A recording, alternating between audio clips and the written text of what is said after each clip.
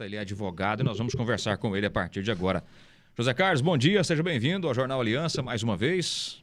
Bom dia, Rodrigo, bom dia a todos os nossos ouvintes. Esse Jornal da Aliança, que é um jornal feito para você, nosso ouvinte.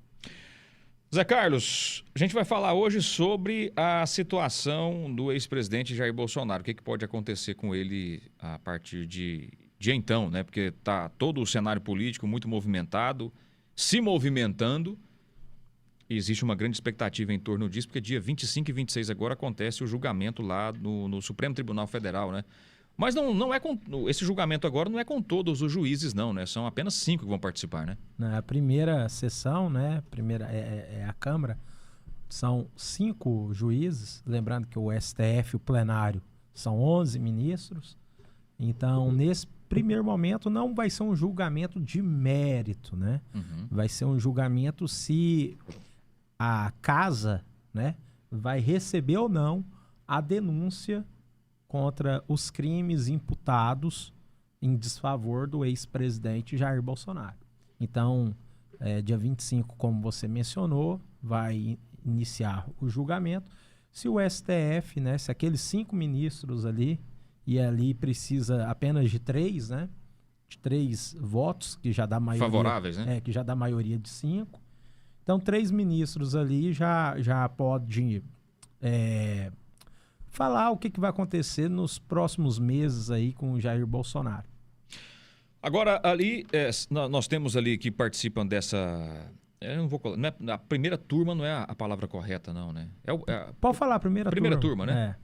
São 5 ministros, né? São Alexandre 5 de Moraes, Carmen Lúcia, Cristiano Zanin, Flávio Dino e Luiz Fux, né? Isso.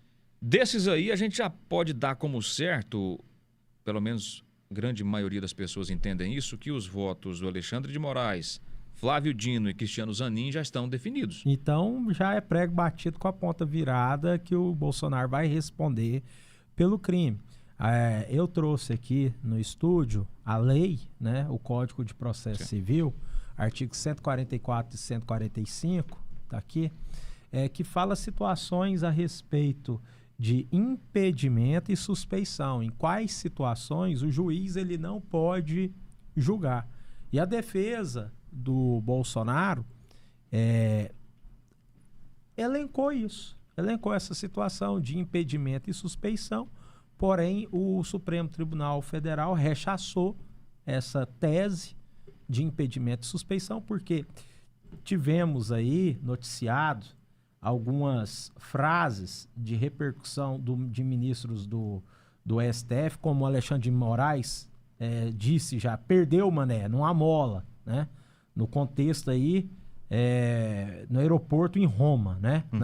Falando após as eleições de 2022.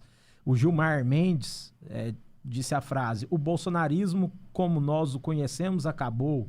O Luiz Roberto Barroso teve outra frase que falou: nós derrotamos o bolsonarismo. Então são frases de ministros do STF, dos quais você levando isso em consideração, eles teriam que ser impedidos de julgar, porque eles expressaram publicamente suas manifestações. Isso aí dá uma conotação de parcialidade, é isso? De parcialidade. Uhum. E como nós bem sabemos, o juiz ele tem que ser imparcial. Se o jornalismo ele tem que ser imparcial, imagina um juiz. É verdade. Imagina um juiz. Imagina o juiz. Ele tem que ser absolutamente imparcial, porque senão ele vai contaminar todo o trabalho de um processo. E também temos que levar em consideração um fato relevante dessa semana, que foi o fato do Eduardo Bolsonaro ter se afastado do cargo de deputado federal e ter mudado por tempo indeterminado para os Estados Unidos. Então, acredito que, além disso, esse trabalho que o Eduardo Bolsonaro, que é o filho do Bolsonaro, está fazendo nos Estados Unidos, é uma forma também de prevenir qualquer mal maior. Nós temos na Holanda, em Haia, o Tribunal Penal Internacional, que seria também outra forma, outra situação para recorrer a respeito de crimes contra à humanidade de crimes de perseguição política, né? Então aí a gente tem que tomar o cuidado, nosso Supremo Tribunal Federal tem que tomar cuidado ao julgar estas questões, porque fica feio ter outro país ou um tribunal penal internacional interferindo em decisões do Supremo Tribunal Federal. Agora, você acha que, criando aqui uma situação hipotética, né? Bolsonaro, os juízes ali dessa primeira turma aceitem a denúncia da PGR e o Bolsonaro e os outros investigados, é bom que se diga que não trata-se somente do Bolsonaro, são mais 7, né? Se tornem réus. Qual que é o próximo passo? De fato, lá na frente, você acredita que Bolsonaro pode mesmo ir para a cadeia, Zé Carlos? Qual que é a sua opinião? Na legislação, somadas as penas de todos os crimes que está sendo imputado ao Bolsonaro, passa aí de 30 anos de prisão. Então, no Brasil, se você é réu primário e é condenado a mais de 8 anos de prisão, você vai para a cadeia, não tem como escapar de uma cadeia. Então, se no Brasil você é réu primário, repito, se no Brasil você é réu primário, foi condenado a 8 anos de prisão, você inicia em regime fechado. O que é iniciar a pena em regime fechado? É ir para o presídio lá e ficar no regime fechado, e você vai ter todo o trabalho de progressão de pena, do fechado para o semiaberto, do semiaberto para o aberto, até para o livramento condicional. Então, em relação à idade dele, ele ainda não, isso, né? ele não tem um benefício ainda. Não? Ele ainda não. O Lula tem um benefício pela idade. Agora o Bolsonaro, por ser um pouco mais jovem, ele ainda não tem o benefício de pegar aí uma prisão domiciliar, que seria o que Paulo Maluf fez em São Paulo. Ele conseguiu lá uma prisão domiciliar, entre outros políticos que conseguiram prisão domiciliar, mostrando fragilidade da idade e também problemas de doença, né? Problemas com saúde. Então, estamos aguardando. No papel, somadas todas as penas, pode ultrapassar aí 30 anos de prisão, mas da gente está falando agora, do momento, que é uma análise técnica, se ele vai responder ou não. Para já a quantidade de pena que ele vai ser condenado, isso aí é uma situação hipotética. Por quê? Porque ele pode responder criminalmente por esses crimes, né? Ou seja, ele perder essa semana, né? Dia 25 e 26 de março, ele tem uma derrota no STF e ele vai responder criminalmente a respeito disso, mas pode ser que esse julgamento demore, pode ser que ele seja condenado, mas seja condenado a uma pena inferior a 8 anos, né? Então tudo pode acontecer num julgamento. O que eu venho analisando a respeito da defesa, e ele pegou um advogado muito bom, porque hoje no Brasil a classe de advogados ela é muito frágil, ela é muito fraca. A OAB ela conseguiu enfraquecer os advogados no Brasil. Hoje o advogado bom não é o mais inteligente, não é o que mais estudou. Hoje o advogado bom é aquele que tem melhor relações interpessoais, é aquele que tem melhor relacionamento com os juízes, é aquele que tem melhor relacionamento com os tribunais de justiça, que tem melhor relacionamento com o STJ, tem melhor relacionamento com o STF. Então o Bolsonaro o Bolsonaro contratou um advogado que tem muita influência dentro do STF, conversou com o Zanini, que foi advogado do Lula, né, que é ministro hoje lá do STF. Vamos aguardar. Eu acredito que ele pode até perder, porque ter 3 votos, como você disse aí, é muito fácil. Então ele pode responder criminalmente, mas daí ele responder criminalmente e ele pode ser absolvido no plenário do STF. Aí é onde participam os 11, Os né? 11, que lá no plenário basta ter 6 votos, né? Porque são 11. Ele pode ter 4 votos contra ele, mas se ele tiver 6 votos a favor dele, ele consegue ser absolvido. Bom dia, parabéns pelo jornal. Estamos ligados em Uruana, Contacto Confecção. Um abraço para todos aí em Uruana, então, acompanhando o nosso jornalismo. Parabéns, doutor José Carlos, e ao jornalismo muito bem explicado. Pessoal te parabenizando também aqui, viu, Zé Carlos? Obrigado, pessoal de Uruana aí, a terra da melancia aí. Uma delícia aí, eu amo todos vocês. Um forte abraço. Ô Zé Carlos, agora a gente tem que ser sensato, né? A situação do Bolsonaro não tá fácil. A situação dele não está fácil, né? Não está fácil mesmo, não. Existe a possibilidade da defesa, que está usando esse argumento que você citou aí, dos juízes serem parciais, mas se esse argumento não prosseguir, ou seja, já está dado como certa a derrota dele nesse primeiro momento lá no Supremo Tribunal Federal. Nesse primeiro momento, acredito que ele vai perder também e ele vai responder criminalmente pelo plenário do STF. Isso aí, de certa forma, vai assemelhar a situação dele, juridicamente falando, com a do Lula, né? Que o Lula também foi preso, né? Ficou um tempo ali, apesar de não estar de fato em um presídio. Você acha que por se tratar do Bolsonaro e a situação ser semelhante, a justiça pode chegar ao ponto de fato colocar o Bolsonaro em um presídio? Olha, eu não vejo assim que seja semelhante, porque o Lula ele foi julgado em primeira instância, né? O Bolsonaro ele já está sendo julgado em segunda instância. Eu digo o caso dos dois terem passado por julgamento os dois... e agora correu o risco de ser preso. No caso, o Bolsonaro ser detido como Lula foi, né? No caso do Bolsonaro e no caso de qualquer cidadão brasileiro, a gente tem que entender primeiro quais são as acusações. Então, o Bolsonaro está sendo processado por quais crimes, né? Você tem aí, Rodrigo, os crimes que o Bolsonaro está sendo acusado? Tentativa de abolição do Estado Democrático de Direito. Isso, tentativa de abolição violenta do Estado Democrático de Direito. Tentativa de golpe de Estado. Tentativa de golpe de Estado. Então, assim, é claro que em nenhum desses crimes está aí a palavra consumada. A tentativa, você já pega aí uma pena reduzida. A pena é reduzida de 1/6 a 2/3 da pena do crime consumado. Então, além dele estar respondendo por tentativa e não pelo crime consumado, a gente tem que entender que qualquer pessoa, para cometer um crime, o crime tem 4 fases. Primeira fase é a cogitação. Cogitação. Eu vejo uma mulher bonita e falar, eu vou estuprar essa mulher. Eu vejo um patrão chato e falar, eu quero matar esse patrão. Isso só está dentro da minha mente. Ninguém pode ser preso, ninguém pode ser processado pelo aquilo que pensa. Primeira fase do iter criminis do latim, que significa fases do crime, ninguém pode ser processado por isso. Segunda fase do iter criminis são os atos preparatórios, quando você vai se preparar para fazer aquilo que você queria. Você também não pode ser processado. Exemplo, eu quero matar o Rodrigo com um facão. Eu quero pegar um facão e cortar a cabeça do Rodrigo. Então, primeiro, eu cogitei. Segunda coisa, eu preciso de ter um facão. Vou lá na venda do seu Zé, compro um facão, embrulho o facão, coloco ele debaixo do meu braço e saio na rua.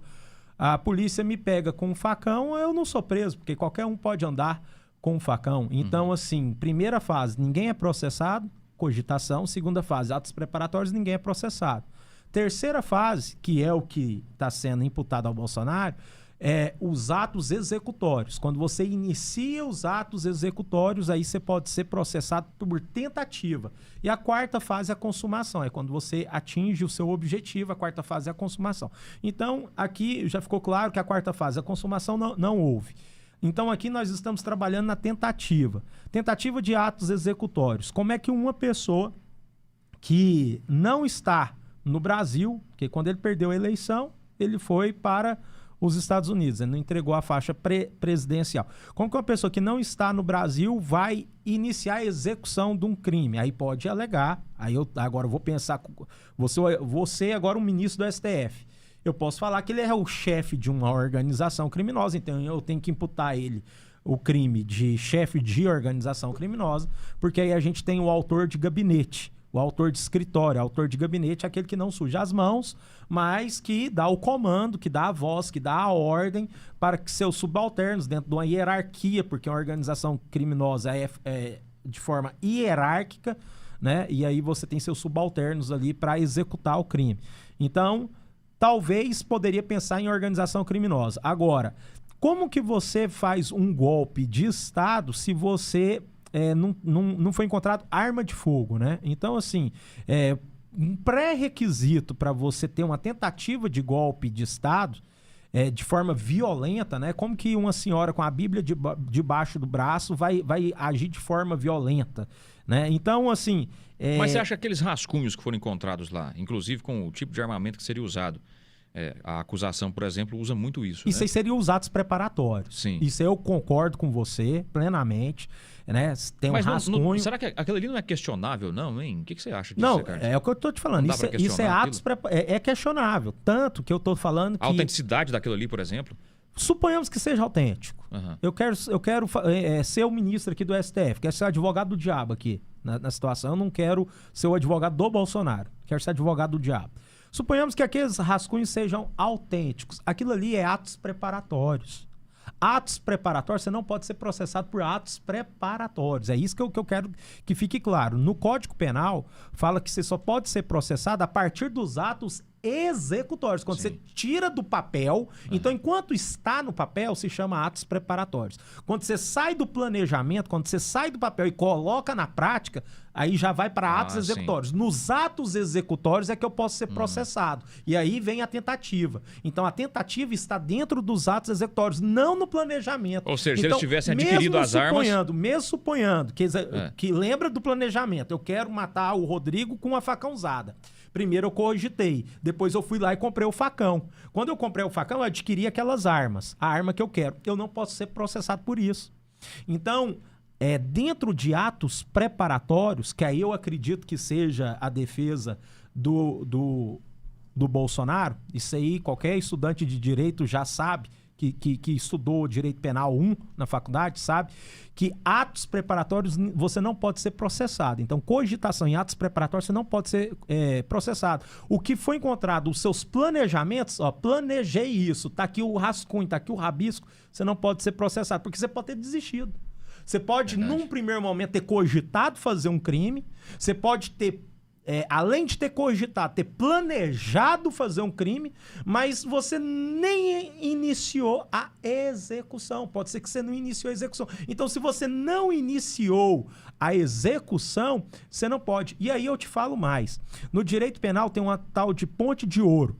A ponte de ouro é o arrependimento eficaz. Exemplo. Suponhamos que eu quero disparar 15 tiros no Rodrigo. Mas que ódio é esse de mim? Pegando seu nome aqui como exemplo. Suponhamos que eu quero disparar 15 tiros no Rodrigo. Eu quero matar o Rodrigo. Eu conto uma história pro Rodrigo. Rodrigo, vem ver um lote aqui, tô querendo comprar. Aqui vai valorizar, tal. Eu invento uma história, o Rodrigo vai lá comigo. É um lugar ermo, né? Abandonado, vazio. Saca a minha arma, tem 15 balas pra disparar no Rodrigo. Eu disparo a primeira. Iniciei, disparei a primeira. Eu tenho mais 14 balas para disparar no Rodrigo. Eu desisto do crime. E o nome disso, desistência voluntária. Desistência voluntária. Eu não posso responder por tentativa de homicídio. Isso é um benefício que o Código Penal dá para você que iniciou um crime e você desiste. Porque tem muitas vezes, eu falo por experiência própria, quando eu era criança, eu era adolescente, que eu fosse discutir com a minha mãe, com o tio, com alguém. No meio da discussão eu falo, mas que merda, eu quero desistir dessa conversa aqui, pra que eu tô nessa conversa aqui? Só que o seu ego é tão grande, você fala, não, eu quero agora terminar essa discussão. No direito penal, em 1940, quando o legislador fez o Código Penal, ele deu esse dispositivo para você que arrependeu no meio do caminho, você já iniciou o crime, você já iniciou a execução. Se você desistir, você não pode responder por aquele crime. O que eu vou responder? Eu vou responder por lesão corporal, que é um crime muito menor. Então eu tinha o ânimos necante, vontade de matar, eu tinha o dolo é consciência mais vontade. Eu queria matar o Rodrigo, mas eu não vou responder nem por tentativa de homicídio, mesmo que o Rodrigo levou um tiro. Eu acertei um tiro no corpo do Rodrigo. O Rodrigo não morreu, eu tinha condições de disparar mais tiro e ele sobreviveu. Eu vou responder pelo quê? Benefício da ponte de ouro, lesão corporal. Vou responder por um crime menor. Aqui, no caso do Bolsonaro, ele nem iniciou a execução. Então, mesmo se ele tivesse iniciado a execução e tivesse desistido no meio do caminho, ele poderia responder por um crime menor. Então, resumindo aqui, para que fique de fácil entendimento para todos os nossos ouvintes, que ninguém é obrigado a ter conhecimento técnico de direito, o direito de delinquência, o direito de delinquir. Todo mundo pode delinquir enquanto está na sua imaginação, enquanto está dentro da sua cabeça. Quantas vezes numa discussão com o seu chefe, com o seu pai, com sua mãe, você ficou com vontade de dar um murro nele, de brigar com seu chefe, mas você nunca fez, porque só ficou no campo da imaginação, no campo das ideias. É a primeira fase do crime, a cogitação. Segunda fase, você vai se preparar. Se você só se preparou e nunca executou, você não pode ser processado por isso, porque é os atos preparatórios. Então, o máximo que foi pego foi esses rascunhos aí. Se de fato não foi executado o plano, ele não pode ser processado por isso tem que ser absolvido de toda e qualquer acusação. Então, por isso que eu falo, nesse primeiro momento, semana que vem, dia 25 de março, ele pode perder e responder criminalmente perante o plenário do STF. Mas a chance de lá no plenário do STF, a sustentação do advogado provar com A mais B que o Bolsonaro só cogitou, que o Bolsonaro só planejou, mas em momento nenhum ele iniciou os atos executórios, se isso for comprovado, acabou. Ele não é condenado absolutamente Mas aí nada. A gente está colocando um cenário que você está acreditando ipsis literi na justiça brasileira. Não, é claro. Você está acreditando 100% que a justiça brasileira é imparcial. Agora voltando a ser advogado do diabo, né? Agora voltando a ser advogado do diabo. Quantas vezes a gente viu aí cidadão sendo condenado no 8 de janeiro a 17 anos de prisão sem ter feito absolutamente nada. Só por estar ali. Tem um morador de rua.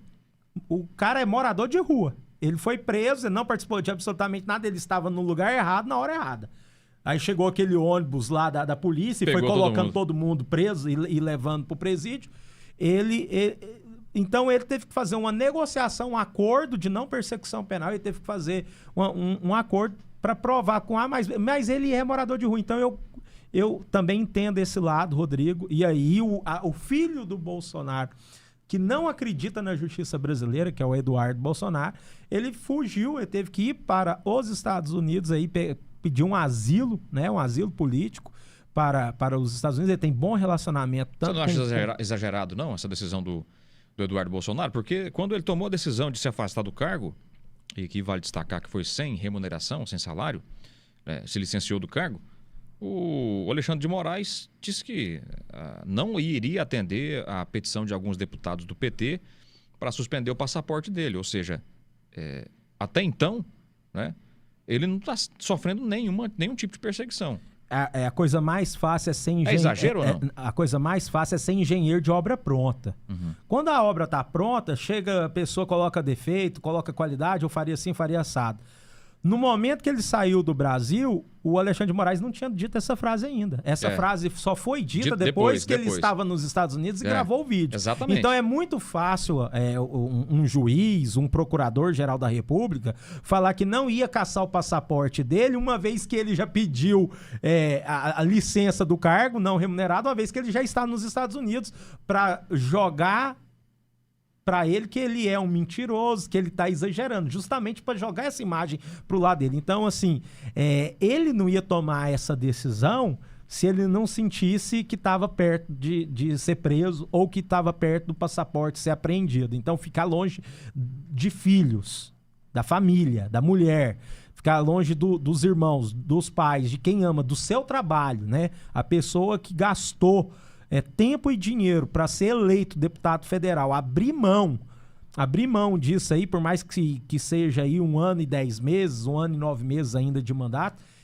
não é porque é porque ele sentiu que a hora dele estava chegando e vive isso que você disse, que sente que não existe justiça no Supremo Tribunal Federal. Então, partindo desse pressuposto, tudo é possível, né? Tudo é possível. É possível que o Bolsonaro seja condenado? Sim, é possível, partindo do pressuposto que falta imparcialidade do Supremo Tribunal Federal. O Supremo Tribunal Federal não é imparcial, tanto que lá nos Estados Unidos, os ministros, vamos falar da corte, né?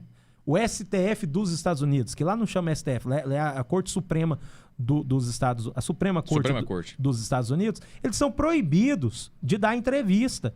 Porque qualquer entrevista que ele der, ele vai ficar impedido de julgar aquele caso ou qualquer outro caso semelhante que chegar na mesa dele. Então, aqui no Brasil tivemos o fenômeno da TV Justiça. A TV Justiça fez com que os ministros do STF ganhassem aí um glamour de astros da televisão brasileira que antes não tinha. Ô, Zé Carlos, para a gente poder fechar rapidamente em 30 segundos, qual que você acha que é o posicionamento da OAB em relação a esse caso do ex-presidente Bolsonaro? Rapidamente.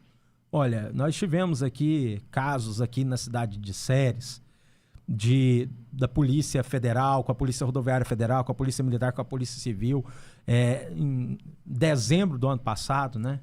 Foi noticiado aí em todas as redes sociais, fazendo busca e apreensão de veículos por organização criminosa, por tráfico de drogas, parece que era rebite que estava sendo produzido, enfim.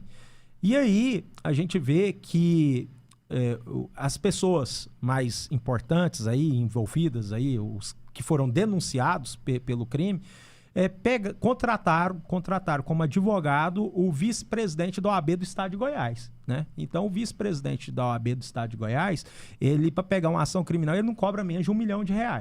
Então, assim, a OAB, ela é amiga do Supremo Tribunal Federal. Infelizmente, hoje, a OAB, ela está aparelhada. Você não vê nenhuma manifestação pública do presidente da OAB Nacional nos últimos 12 anos se manifestando contra qualquer decisão do Supremo Tribunal Federal. Então você vê um silêncio ensurdecedor da Ordem dos Advogados do Brasil. É o que eu falei, a Ordem dos Advogados do Brasil, em vez de fortalecer a classe, ela enfraqueceu muito a classe dos advogados, ela perdeu e muito a credibilidade. Hoje o órgão que tem maior credibilidade no Brasil se chama o Ministério Público.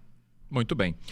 Para fechar, rapidamente, você acredita que o ex-presidente Bolsonaro pode, talvez, tentar asilo em algum outro país?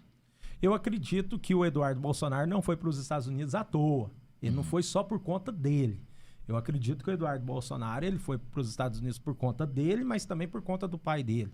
Porque aí a gente pode aí ter uma interferência dos Estados Unidos, né? Do Trump. Mas seria ruim para a soberania, hein? Essa interferência, né? É um desdobramento, é um mal, é um remédio amargo. É ruim, é muito ruim para a nossa soberania. Mas você perguntou se existe a possibilidade aí de um asilo. A Argentina está mais fácil. A Argentina faz fronteira. A Argentina faz fronteira aqui com o Brasil. Você não precisa de passaporte para entrar na Argentina. Apenas com a sua identidade, seu RG, você consegue chegar na Argentina. Então, eu não vou falar dos Estados Unidos, vou falar da Argentina. Pode ser que ele pegue um asilo político ali com Milei. Zé Carlos, obrigado, viu, por ter vindo conversar com a gente. Bacana conversar com você. Obrigado, viu? Volte mais vezes. Eu que agradeço aqui, essa rádio que é a melhor rádio, a rádio mais abençoada aqui do Vale de São Patrício. Eu amo estar aqui e sempre que puder, me chama que eu faço questão. Eu paro de fazer o que estiver fazendo para atender aqui a rádio, o Jornal Aliança.